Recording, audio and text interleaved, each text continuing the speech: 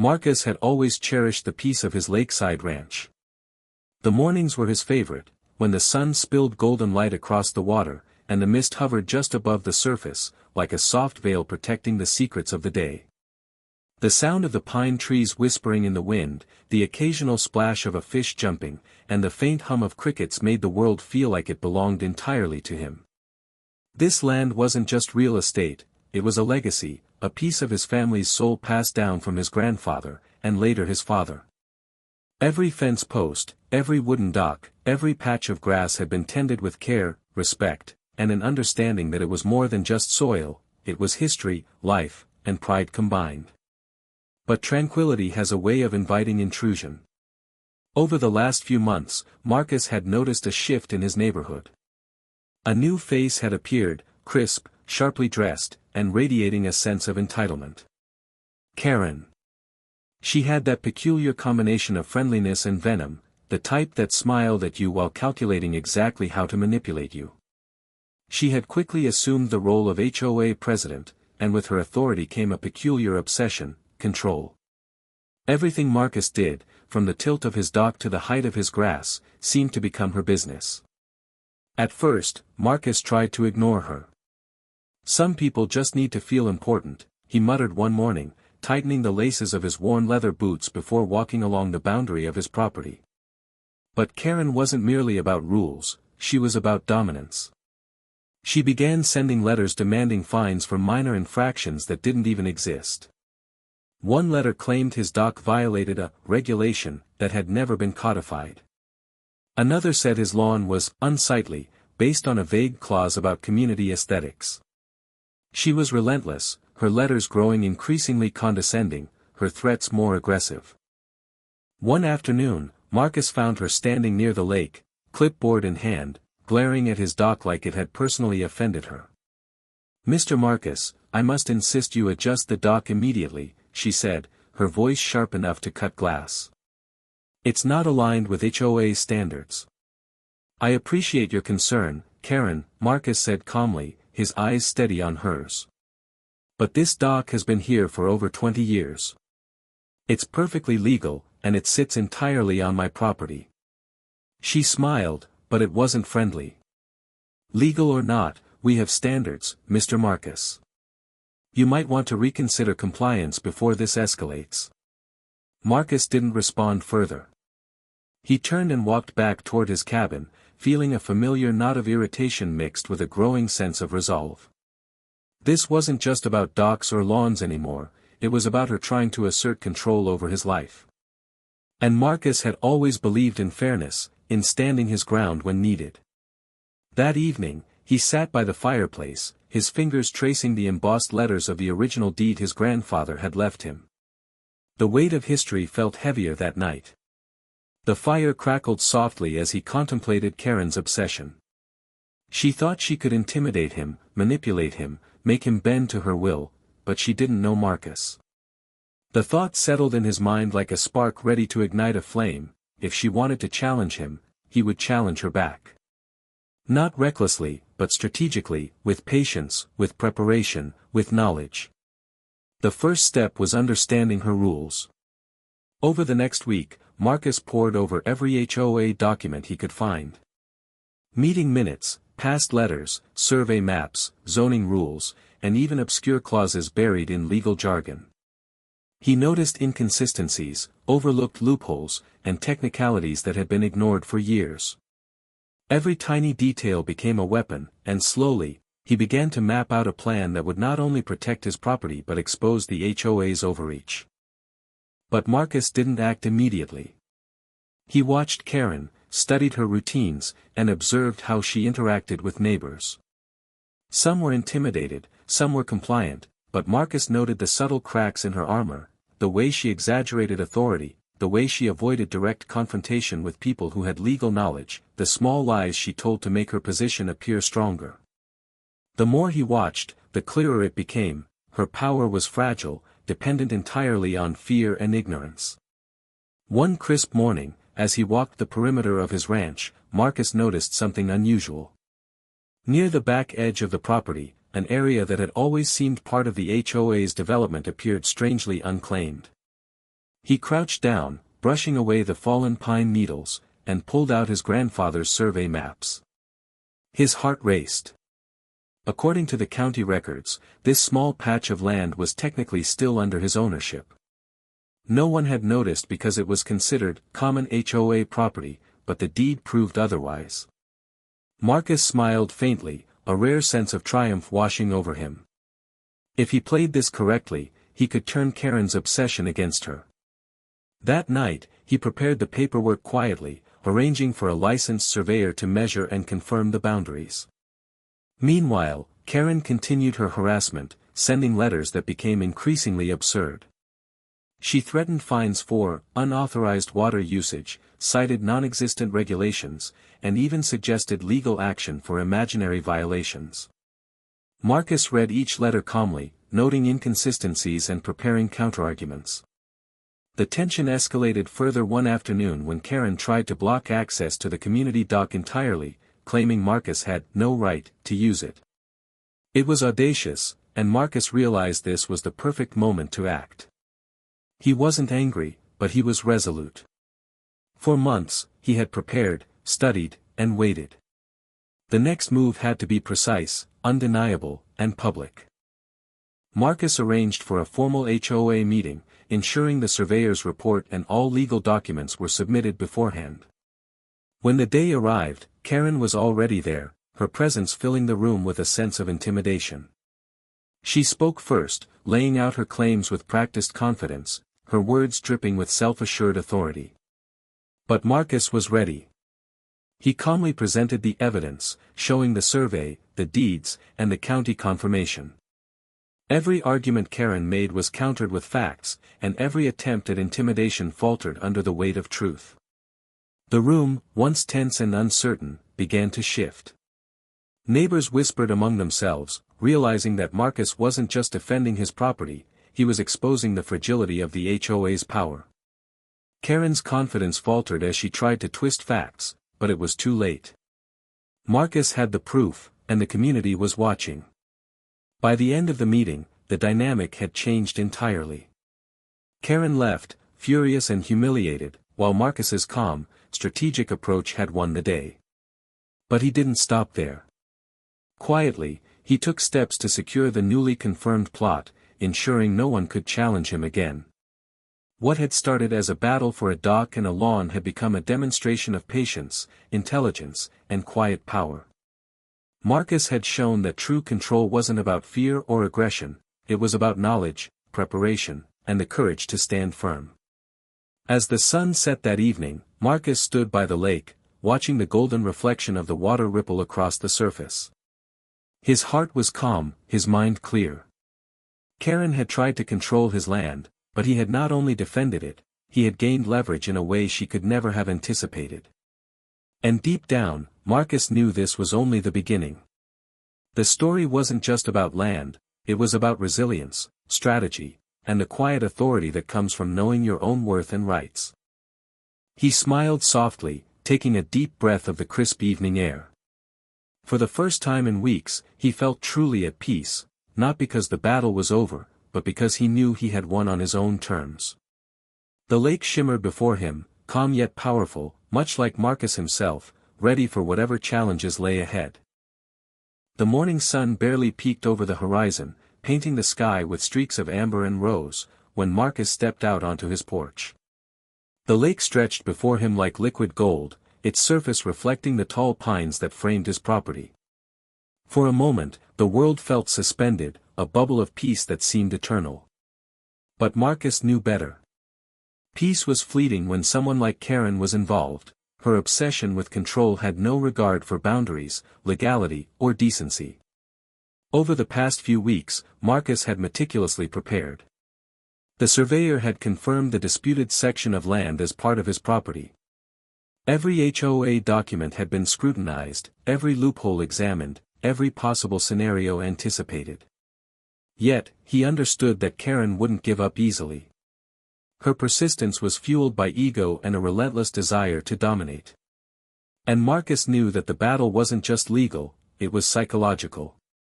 She thrived on fear, intimidation, and spectacle. To defeat her, he would have to turn her own tactics against her.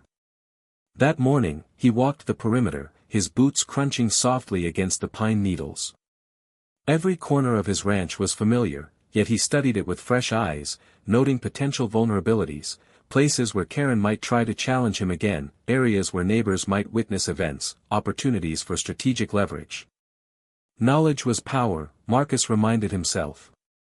Understanding the landscape, both physical and social, was essential.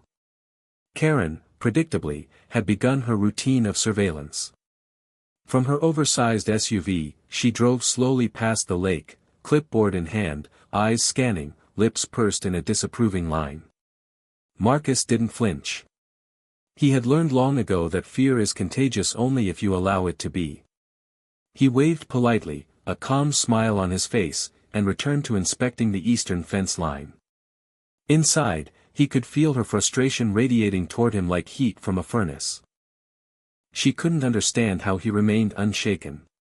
By midweek, Marcus had begun his quiet campaign. He met with a local surveyor and lawyer, ensuring all records were correct, deeds were updated, and official filings were ready. Every legal angle was covered. Simultaneously, he started reaching out to neighbors discreetly, sharing his findings in a careful, understated way. No one wanted conflict, but everyone had quietly suffered under Karen's rule.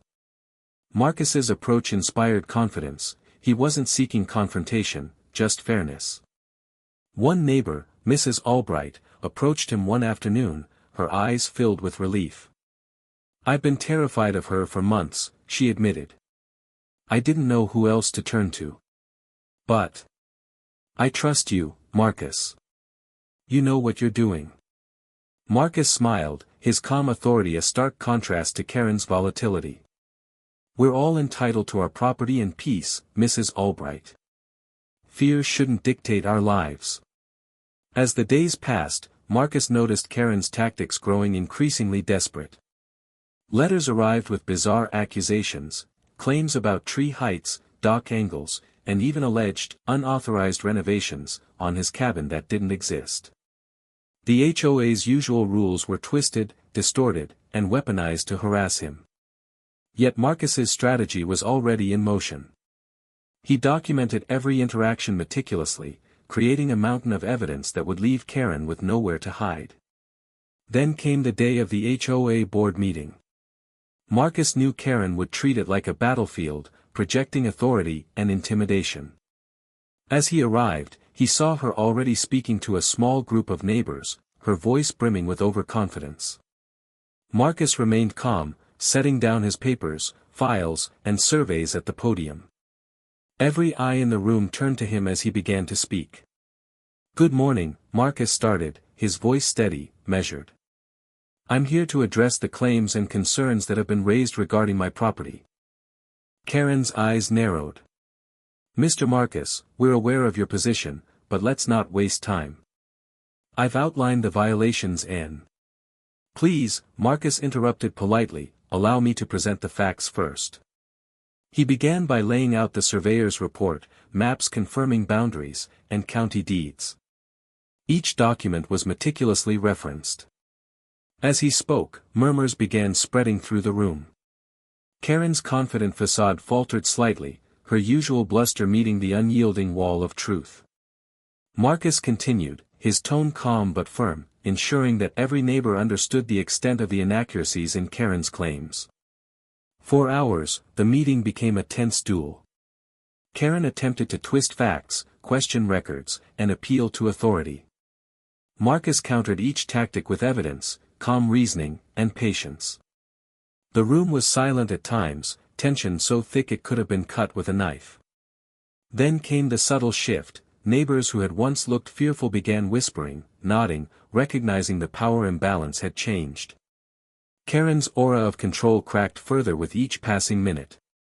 By the afternoon, the HOA board had no choice but to acknowledge the validity of Marcus's claims. Every attempt to assert dominance was neutralized by cold, undeniable fact. Karen's expression darkened, her teeth gritted, eyes flicking between Marcus and the growing chorus of neighbors quietly siding with him. The weight of truth had turned the room against her. After the meeting, Marcus didn't celebrate loudly. He quietly ensured the disputed land's legal transfer was secured, reinforcing his ownership. But he didn't stop there. Strategically, he observed Karen's property, noting vulnerabilities she herself had ignored, areas where legal filings or minor acquisitions could subtly assert leverage without aggression. His goal wasn't revenge, it was deterrence. Karen had tried to control his life for too long. Now, he would demonstrate that such control could be mirrored, but legally, ethically, and effectively. Weeks passed, and Karen's desperation grew. She attempted backdoor maneuvers, illegal surveys, attempts to rally neighbors against Marcus, and even vague threats of lawsuits. Each effort failed, meticulously documented and countered by Marcus. The neighbors, once intimidated, grew emboldened, inspired by his patience and intelligence. Marcus had turned a personal struggle into a quiet revolution within the community. Then came the day he acted. Without confrontation, he legally acquired a plot adjacent to Karen's property, land she had overlooked in her obsession with his ranch. The irony was delicious. Karen had spent months attempting to dominate him, and now, Marcus had the means to subtly assert influence over her own property. No force, no trespass, simply a calculated, legal maneuver that flipped the power dynamic entirely. Karen discovered the acquisition the next morning. Her expression, a mixture of shock, disbelief, and fury, was unforgettable. She had underestimated Marcus, underestimated patience, and underestimated strategy. Marcus didn't gloat, he didn't need to. The message was clear, carried by action rather than words: control can be mirrored, and persistence combined with knowledge is a formidable force. Marcus's approach became a model for his neighbors. They began questioning the HOA's authority, reclaiming confidence in their own rights, and recognizing that fear was a tool that could be neutralized through preparation and intelligence. Karen, once untouchable in her self-assured domination, now faced a community awake to her tactics. Marcus stood once again by the lake, the water reflecting the fiery hues of sunset. The battle for his property had escalated, but he had emerged not just victorious, but morally triumphant. Karen's obsession had backfired spectacularly, and Marcus's calm, strategic approach had shifted the neighborhood's dynamics. He wasn't just defending land, he was restoring justice, demonstrating that true power resides not in intimidation, but in knowledge, patience, and quiet resolve. As the night settled over the ranch, Marcus felt the satisfaction of a battle won without raising his voice, without losing control. The lake shimmered like molten gold, a testament to endurance and strategy. Karen had tried to control his world, but Marcus had not only defended it, he had subtly rewritten the rules, preparing for the challenges that lay ahead. And deep down, he knew that the confrontation was far from over. Karen's ego and obsession would not allow her to disappear quietly. But Marcus was ready, calm, confident, and prepared to meet her every move with the unyielding strength of truth and strategy. The days that followed the HOA meeting were unlike any Marcus had experienced in years. The lake, usually a serene haven reflecting amber sunsets and whispering pines, seemed charged with an unspoken tension. Marcus had won the legal battle over his land, confirmed the disputed plot with official deeds, and exposed Karen's overreach, but he knew victory was only the beginning. Karen was a storm waiting to erupt, a woman whose ego had been bruised, whose obsession with control had been humiliated in front of an audience she believed was loyal to her. Marcus had learned long ago that some battles were psychological as much as they were legal. Karen's wrath wasn't just about property lines, it was about domination, proving her authority, and feeding her ego. He had seen it in the way she surveyed the neighborhood, eyes sharp, lips pursed, calculating her next move. And he understood that if he wanted lasting peace, he couldn't just defend, he had to anticipate, strategize, and subtly reclaim the upper hand.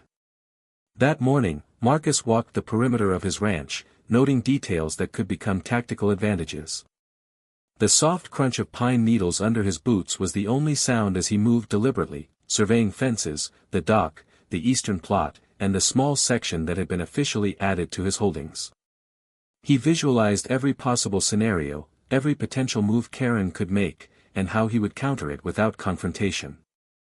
Knowledge was his weapon, patience, his shield. Meanwhile, Karen's behavior had become erratic.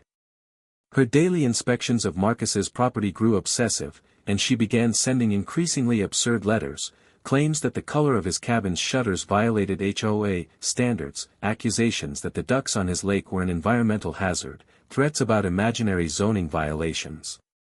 Her emails were filled with bold claims, careless grammar, and thinly veiled insults. Marcus, as always, kept a calm demeanor, responding only with facts, documentation, and quiet confidence.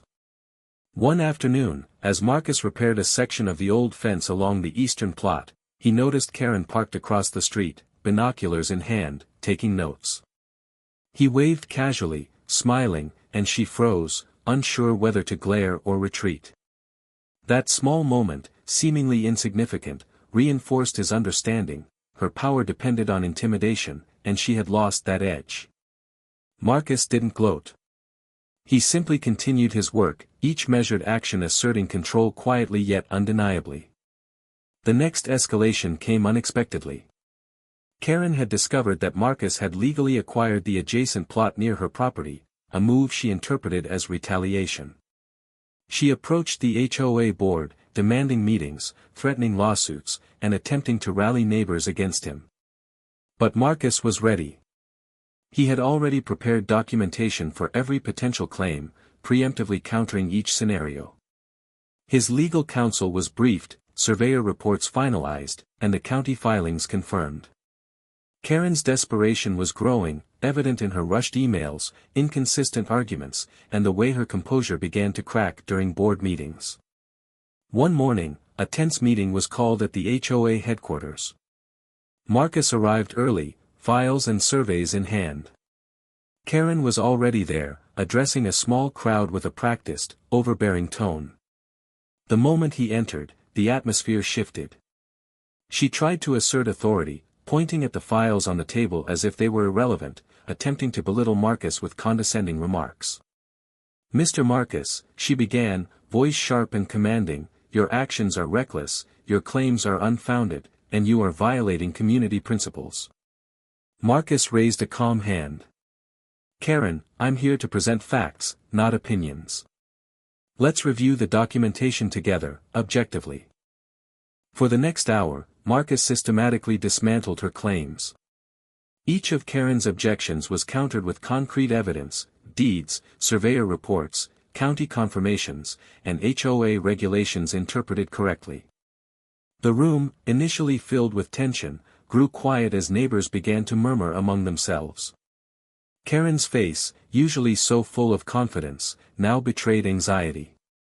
Every attempt to interrupt or intimidate Marcus was met with calm, precise, and legally supported rebuttals.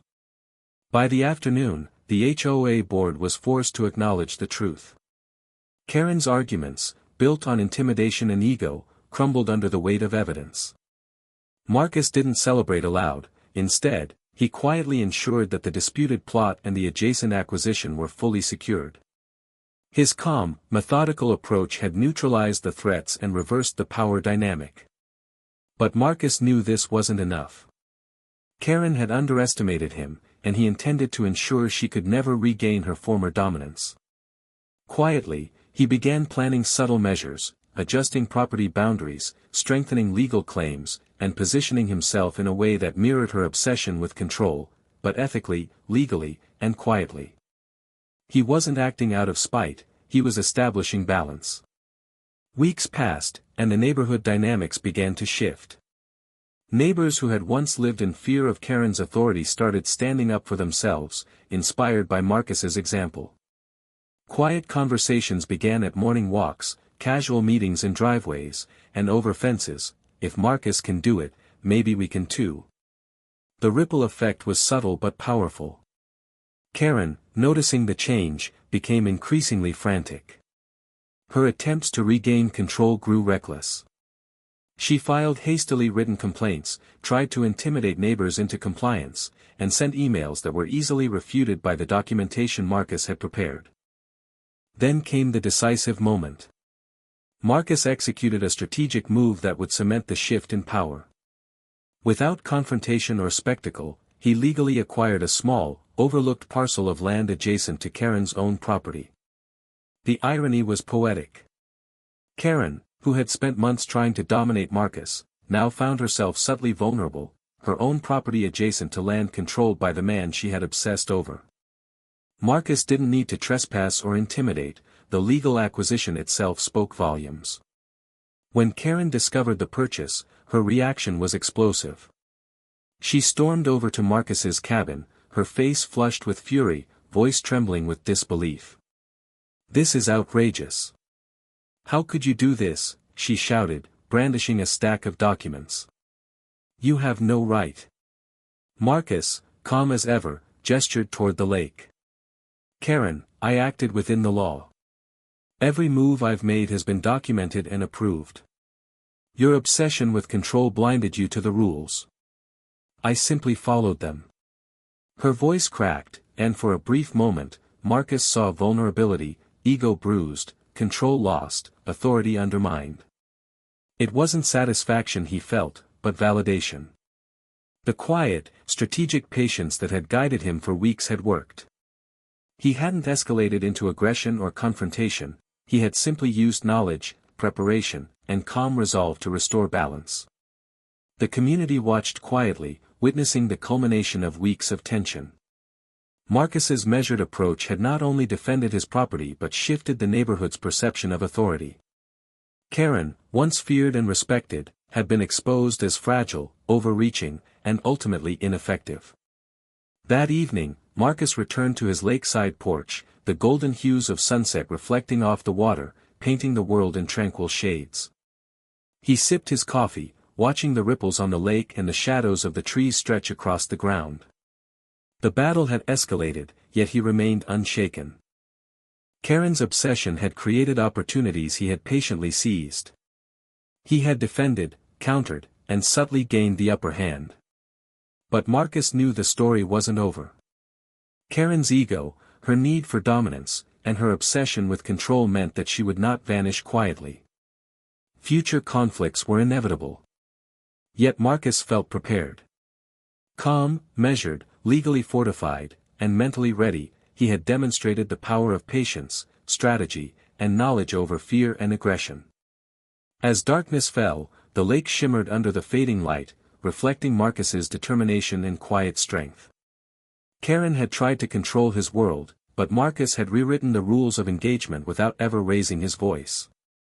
And in that calm, reflective moment, he understood that victory wasn't merely about land, it was about resilience, strategy, and the unshakable confidence that comes from knowing one's rights and acting with integrity. Marcus allowed himself a deep breath, the night air crisp and serene. The battle had escalated to a turning point, and the neighborhood was forever changed. Karen had been humbled, not by confrontation, but by the quiet, relentless power of preparation and patience. Marcus knew that as long as he remained vigilant, calm, and strategic, no one could undermine his authority or the sanctity of his land again. The neighborhood had changed. What once was a quiet, controlled community, subtly governed by Karen's rigid authority, now hummed with a new awareness. Marcus had shifted the balance of power without raising his voice, without anger, without spectacle. And yet, Karen's presence lingered like a storm cloud, ominous, unpredictable, and dangerously close to exploding. Her obsession with control had not diminished, if anything, it had intensified. Marcus awoke one morning to find his mailbox filled with the latest barrage of letters from Karen, typed with bold, accusatory fonts, littered with threats, and referencing a mixture of real and imaginary HOA violations. The audacity of her claims never ceased to amaze him. One letter accused him of unauthorized landscaping that obstructed the view of community property, another claimed that the ducks on his lake posed safety hazards, and yet another demanded immediate removal of decorative items from his cabin porch. Marcus smiled faintly, placing the letters into a neat stack. Each one was another opportunity to showcase documentation, preparation, and calm authority. He walked to the lake, coffee in hand, reflecting on the situation. Karen's obsession was clear, she wanted not just compliance, but domination. But Marcus understood a critical truth: the more she tried to exert control, the more she revealed vulnerabilities, overlooked details, and exposed opportunities for him to act strategically. Over the next week, Marcus quietly reviewed the adjacent parcel he had acquired near Karen's property. Every boundary line, survey marker, and legal clause was double-checked. The county records confirmed his ownership beyond any question. Strategically, he realized that this plot could serve as leverage, not for revenge, but to ensure that Karen's capacity for intimidation was neutralized permanently. By positioning himself in relation to her property, he subtly mirrored her obsession with control, demonstrating that attempts to dominate could be countered effectively without aggression. Meanwhile, Karen's behavior escalated. She began showing up unannounced, clipboard in hand, attempting to intimidate Marcus with proximity rather than reason. One morning, Marcus found her standing at the edge of his property, glaring at his newly maintained fence line as if it had personally affronted her. She attempted to bark orders, demanding that he reassess property lines immediately, and claiming that a section of his land was under HOA review. Marcus remained calm, raising a hand in a gesture of polite dismissal. "Karen," he said evenly, "everything here is fully documented and verified. The HOA has no legal claim on this property, and your repeated accusations are unfounded." Her lips tightened in frustration. She wanted an argument, an escalation, but Marcus offered none. He simply returned to his work, repairing the dock, trimming trees, and maintaining the lawn with meticulous care. Every action quietly reinforced his authority, demonstrating competence, patience, and resilience. One pivotal afternoon, Marcus received an unexpected visitor, Mrs. Albright, a neighbor who had quietly suffered under Karen's previous intimidation. She looked relieved but wary, glancing over her shoulder before speaking. "Marcus," she whispered, "I've seen what you've done. You've changed the dynamic here. But I think she's planning something bigger, something reckless." Marcus nodded, appreciating her concern. "I've anticipated her moves. Knowledge, preparation, and calm resolve will neutralize whatever she tries." The turning point came when Marcus decided to approach the HOA board with a formal proposal. He presented evidence of Karen's repeated overreach, inconsistencies in enforcement, and instances where she had violated procedural norms. Every claim was backed by meticulous documentation, emails, letters, county records, and survey reports. The board, initially hesitant, was forced to confront the undeniable truth: Karen's authority had been misapplied and abused repeatedly. The hearing was tense. Karen attempted to dominate the discussion, her voice sharp, confident, and full of indignation. Marcus responded with calm authority, presenting facts and legal documentation without a trace of anger. Each neighbor present watched as her arguments unraveled under scrutiny. Murmurs of support for Marcus grew louder, while Karen's once commanding presence began to crumble. By the end of the meeting, the board ruled in Marcus's favor, confirming the legality of his property, the disputed parcel, and his rights over the adjacent land. Karen's attempts to challenge him were officially nullified. The shift in power was complete, but Marcus understood that legal victories alone were insufficient. Karen's ego demanded more; she would not vanish quietly. Strategically, Marcus executed the next phase of his plan. He began reinforcing boundaries around the newly acquired parcel adjacent to Karen's property, planting subtle markers, installing low fencing, and creating clear visual indicators of his legal claim. Every move was deliberate, legal, and visible, a subtle assertion of authority without confrontation. The message was clear: attempts at domination could be mirrored and neutralized. Karen's reaction was immediate and dramatic. She stormed over to confront Marcus, her voice trembling with anger and disbelief. "This is outrageous. You can't just, this land is ours. It's part of the community." Marcus remained calm, gesturing toward the lake. "Karen, all acquisitions are legal, documented, and confirmed by county records. Your obsession with control blinded you to the rules. I simply followed them." Her fury was palpable, yet Marcus's calm demeanor and precise preparation diffused the potential escalation. By acting legally and ethically, he turned her aggression into a spectacle of futility. Neighbors watched in quiet astonishment as Karen's bluster failed repeatedly, her frustration growing while Marcus remained unshaken. Over the following weeks, Marcus's influence in the neighborhood solidified. Neighbors who had once lived in fear of Karen's authority began asserting their own rights, inspired by his example. Quiet conversations about property, boundaries, and HOA regulations began to emerge, spreading awareness and confidence. Karen's presence, once intimidating, now seemed powerless and erratic. Marcus continued his daily routines by the lake, repairing the dock, maintaining the lawn, and ensuring the property boundaries were clearly marked. The golden glow of sunset reflected off the water, a mirror of his calm authority and strategic mastery. Karen had tried to control his world, but Marcus had subtly rewritten the rules, neutralizing her power without aggression. One evening, as the sun dipped below the horizon, Marcus reflected on the lessons of the past months.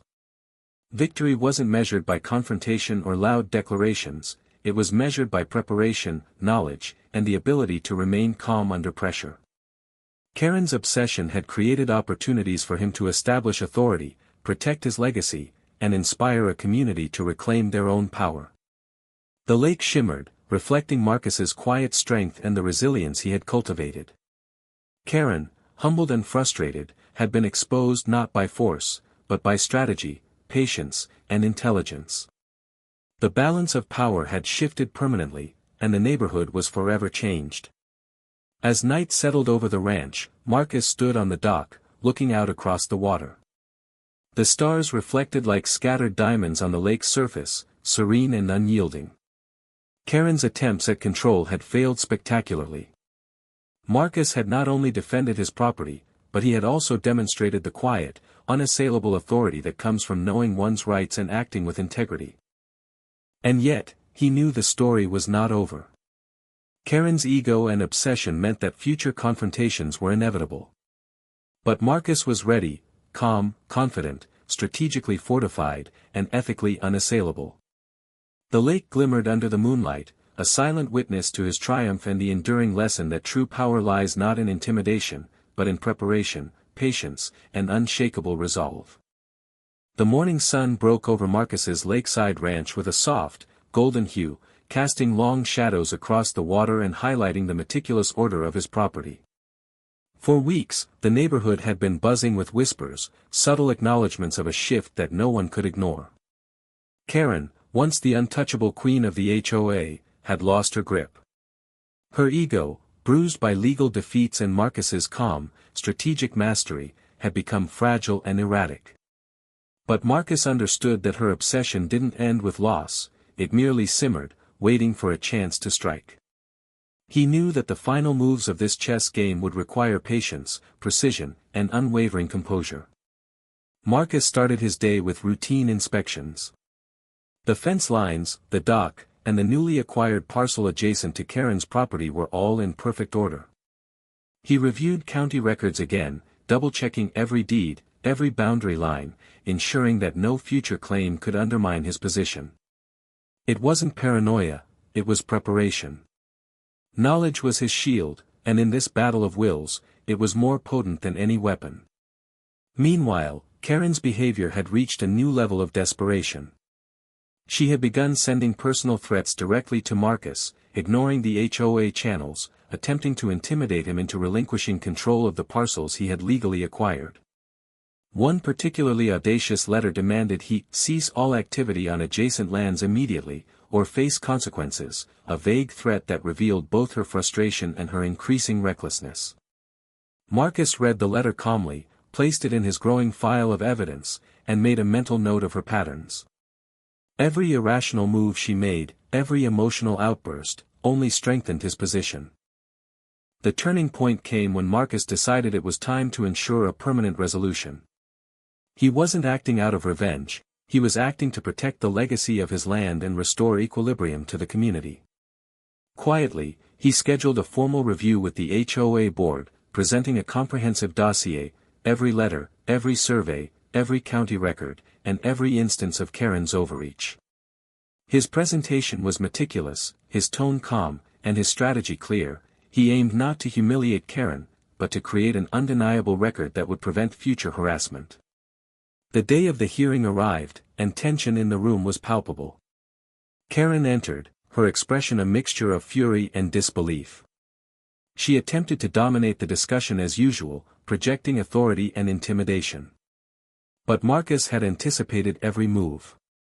He presented his case with precision, weaving together legal facts, documented interactions, and community observations. Each neighbor in the room watched as Karen's arguments crumbled under the weight of undeniable truth. Hours passed, and the room grew silent with anticipation. When the board finally reached a decision, it was unanimous. Marcus's ownership of the disputed land, the newly acquired parcel, and all surrounding property was legally confirmed. Karen's attempts to manipulate, intimidate, and dominate were formally invalidated. The weight of her obsession had finally broken against the unyielding wall of law, logic, and calm strategy. But the resolution wasn't just legal, it was psychological. Marcus had turned Karen's obsession with control back on her, demonstrating that domination could be mirrored, neutralized, and ultimately rendered ineffective. He had acted within the law, without aggression, without spectacle, yet the effect was profound. The community, once intimidated and compliant, had witnessed a masterclass in patience, intelligence, and quiet authority. With the legal battle settled, Marcus turned his attention to restoring the tranquility of his ranch. The lake, reflecting the fiery hues of sunset, mirrored his sense of calm achievement. He repaired minor damages, tended to the gardens, and ensured that the fences and markers around the adjacent parcel were clearly visible. Every action was deliberate, reinforcing boundaries and asserting control, not through aggression, but through meticulous, ethical management. Karen, unable to regain her influence, retreated from public view. She remained a presence in the neighborhood, but her authority had been irreparably diminished.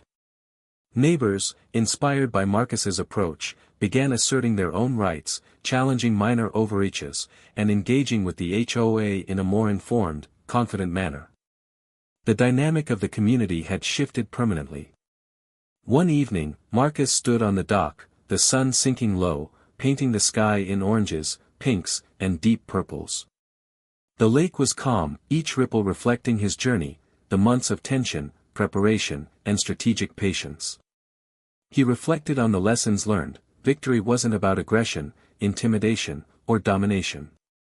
It was about knowledge, preparation, calm authority, and ethical action.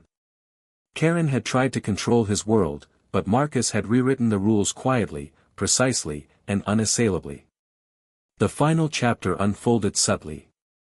Marcus's neighbors, once fearful, now approached him with gratitude and admiration. They asked for advice on navigating HOA regulations, understanding property rights, and asserting themselves responsibly. Marcus shared his knowledge generously, emphasizing patience, preparation, and calm action over confrontation. The ripple effect strengthened the community, ensuring that no single individual could wield fear as a weapon unchecked. In the weeks that followed, Marcus continued his routines with serene consistency. He fished at the lake, repaired fences, and maintained the cabin with careful attention. Karen, finally retreating, realized the futility of further confrontation. Her obsession with control had been mirrored, neutralized, and ethically countered. Marcus had not only defended his property, he had redefined the boundaries of power, authority, and justice within the community. The final scene of the story captured Marcus on the porch at dusk, the lake shimmering like molten gold under the fading sunlight. His reflection in the water mirrored his calm resolve, a testament to patience, preparation, and strategic intelligence. Karen's attempts to dominate were gone, replaced by a quiet understanding of consequence. Marcus's land remained his family's legacy intact, and the community awakened to the power of knowledge over fear. As night fell, Marcus looked up at the stars, a deep sense of peace settling over him. The battle had been won not through confrontation, but through the quiet, persistent strength of patience and preparation. His property was secure, his legacy preserved, and the lesson was clear: those who seek to control others often underestimate the quiet, unyielding power of a determined person who knows their rights and acts with integrity. And so, the lakeside ranch remained a sanctuary, not just of land, but of justice, resilience, and quiet authority. Marcus's story became a legend in the neighborhood, a tale of strategy, patience, and moral triumph. Karen had tried to control his world, but Marcus had shown that true power lies not in intimidation, but in knowledge, calm resolve, and the courage to act ethically when challenged. The sun set fully over the horizon, casting the lake in deep shadows and golden light. Marcus stood, arms crossed, a gentle breeze brushing against his face.